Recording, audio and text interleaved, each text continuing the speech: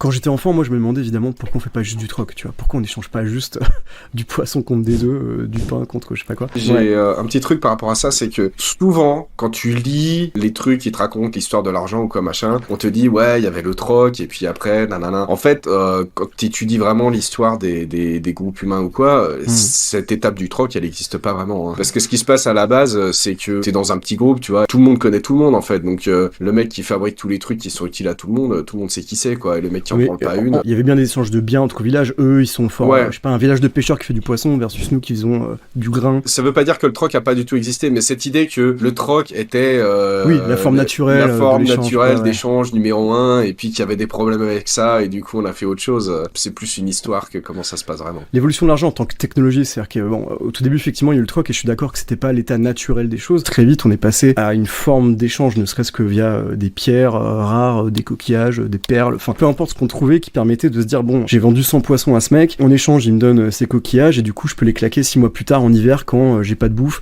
et que j'ai besoin de grains ou je sais pas quoi ou de farine. Et que d'un coup en fait cette capacité à abstraire la valeur de son bien, et soit pour l'accumuler pour faire un plus gros projet comme tu disais une cathédrale, soit pour le dépenser plus tard dans le temps, ou soit le dépenser ailleurs géographiquement, enfin c'est quelque chose qui avant était pas vraiment faisable, tu vois.